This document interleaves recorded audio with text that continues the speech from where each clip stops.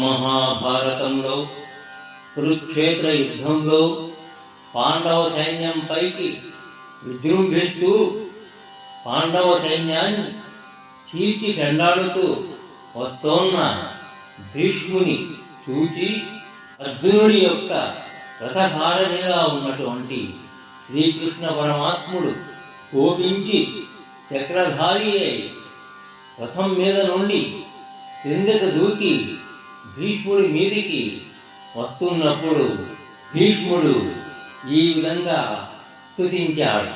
కుప్పించి ఎగసిన కుండలం పులకాంతి, కుప్పించి ఎగసిన కుండలం పులకాంతి, గగన భాగం బెల్ల తప్పికొనగా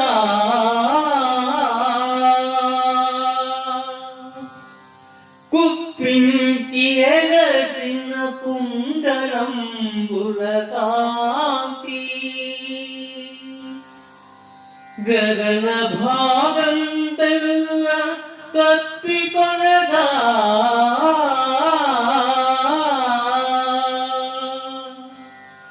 ఉరికిన నోర్వక ఉదరంబులో ఉరికిన నోర్వక ఉదరంబులో జగముల వేగున్న జగతి కదరా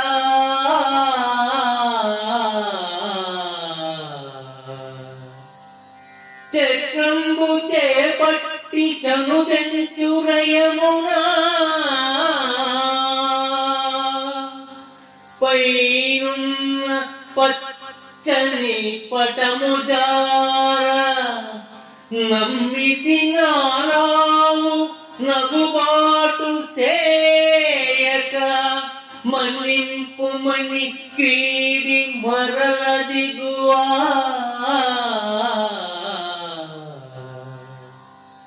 తరికి లంఘించు సింహంబు కరణి మెరసే,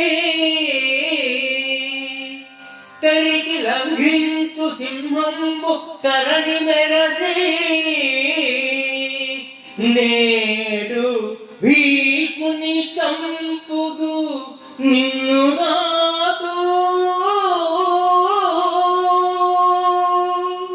విడుమర్జునా అనుచు మద్విశిఖ వృష్టి చెరలి తనుదించు దేవుండు దిక్కు నాకు, చెరలి తనుదించు దేవుండు దిక్కు నాకు.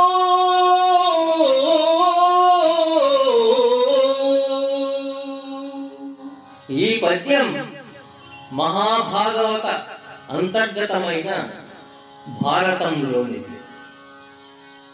అంపశయ్య మీద భీష్ముడికి భారత యుద్ధంలో 3వ రోజు తన విజృంభణకు అర్జునుడు ఆగలేకపోగా కృష్ణుడు ఎలా తన మీదకు చక్రధారి అయి వచ్చాడో భీష్ముడికి గుర్తుకు వచ్చింది. ఆ ఘట్టాన్ని వర్ణిస్తూ భీష్ముడు కృష్ణుడిని స్తుతించాడు. రథం మీద నుంచి కుప్పించి ఎగసి నేల మీదకు దూకేటప్పుడు కృష్ణుడి యొక్క చెవుల యొక్క రత్న కుండలాలు కిందికి పైకి ఊగి వాటి కాంతి ఆకాశ మండలాన్నంతటినీ కప్పుకున్నది. ఎగిరి దూకేసరికి ఆయన కుక్షిలో ఉన్న భువనాల బలుగుతో జగత్తు అదిరిపోయిందట. చక్రాన్ని చేపట్టి వేగంతో పరుగెత్తే ఆయన భుజాల మీద ఉన్న పీతాంబరం ఒకవైపు ఆ ఉడుపుకు జారిపోతున్నదట. అనూహ్యమైన ఈ చర్యకు అర్జునుడికి రోషం వచ్చింది. తనూ దిగి కృష్ణుడి యొక్క ఒక కాలుని పట్టుకొని నిలిపే ప్రయత్నం చేసి రోషంతో నా యోగ్యతను నగుబాటు చేయకు అని వేడుకుంటున్నాడు. ఏనుగు మీదకు లంఘించి సింహంలా ఉరకలు వేస్తూ ఈవాడ భీష్ముని చంపి నీ మార్గాన్ని నిష్కంటకం చేస్తాను, నన్ను వదిలిపెట్టు అర్జున అంటూ ముందుకు వస్తున్న ఆ దేవుడు నా బాణాల దెబ్బకు వడలి ఉత్తేజితుడైన ఆ పరమేశ్వరుడు నాకు దిక్కు అగుగాక అని ఈ పద్యం యొక్క అర్థం.